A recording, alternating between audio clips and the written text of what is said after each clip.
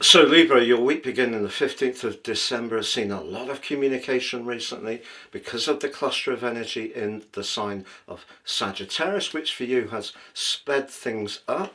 Mercury, the planet of talk and thought, arrived back into Sagittarius and starts this week in a very powerful link to Pluto. If there is something you want to say and it's very important to you, the chances are you can articulate it with passion and authority. But Mars, the planet of desire, does move into the fourth house on Monday too. It's going to be joined by the Sun, as usual, at the end of the week as we have the winter solstice.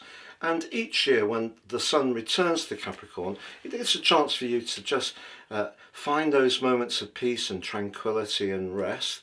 But because Mars and next week Venus are accompanying the Sun this year, I think your appreciation of familiarity and just being with the people who really matter or having moments of complete quiet are really going to call out to you. But wedged in between that is the hyperactive new moon in Sagittarius, which occurs on Saturday, and that is a backdrop energy which can last over the following month. So how do you juggle all this around? Well, I think it's possible because that new moon clashes with Saturn and Neptune, and Mars clashes with Neptune too, that if you have been feeling that your sacrifice, your industry, your hard work and conscientiousness has not really been appreciated, perhaps even by people very close to you, if there has been a sense of being taken for granted, I think by the end of this week you're going to be more outspoken because you have a reputation for diplomacy and framing your words carefully,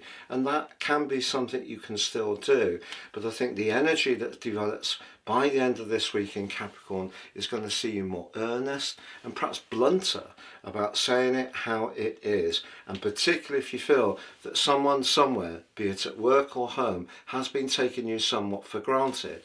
But the other thing to be mindful of, I feel, is the energy of Saturn and Neptune in your sixth house may have been affecting your vitality quite strongly over the last couple of years. And although they both moved into your sector of relating, where there may have been some changes for part of the past year, being back in the sign of Pisces is perhaps making you much more aware of where you need to conserve your energy, where you need to be much more conscious of your boundaries. So whether it's around your emotional exchanges, the practical side of life, or your work, just be conscious that as you come into the festivities, a need for rest is probably going to be to the fore of your thinking. But if you've yet to order your personal forecast for year 2026, you can do so now. You'll get your life roadmap chart as well, and interpretation. These are totally unique to each person. There is 30% off, and also you'll get my free gift of your zodiac general, love, Chinese and Indian forecast for the year ahead for each of the 12 zodiac signs.